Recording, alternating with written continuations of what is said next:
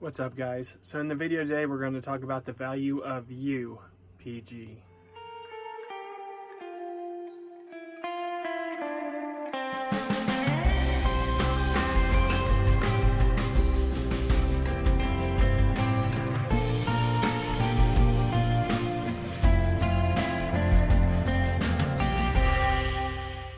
So if you don't know what UPG is, it is something in the community, not just the Hellenic community, but a lot of people in the pagan community in general use the term UPG. It is Unverified Personal Gnosis, or in layman's terms, the gut feeling.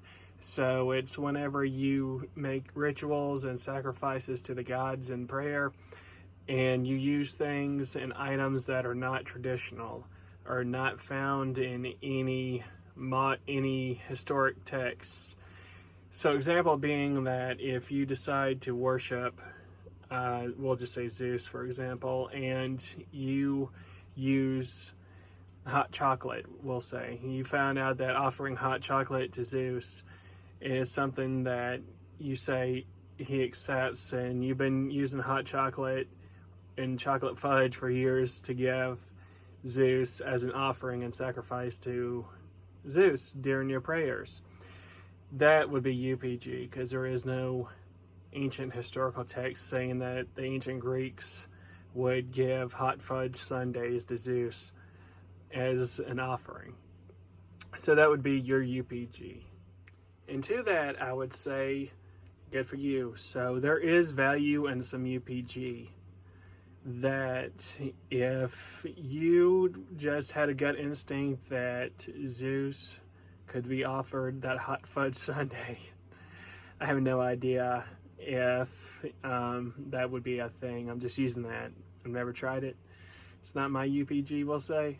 But the value of UPG is that if you offered hot fudge sundae to Zeus and you could feel his presence, that it was something that worked to give you that connection.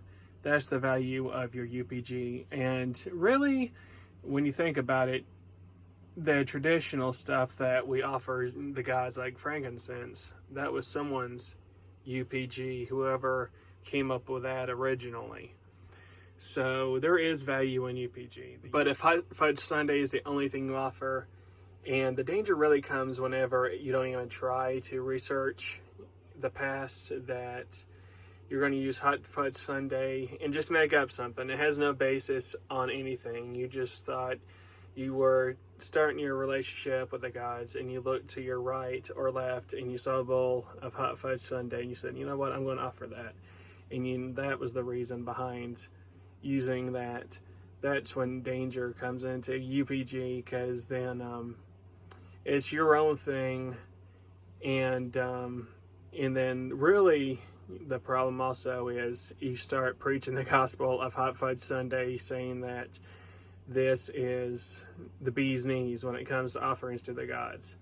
So the moral of the story is really that UPG is fine, and if it works for you, then that's awesome. And it is something you should share, that you found out that this helps connect you to the gods, and it may actually help someone else to connect to the gods, because that may be the only thing they have around.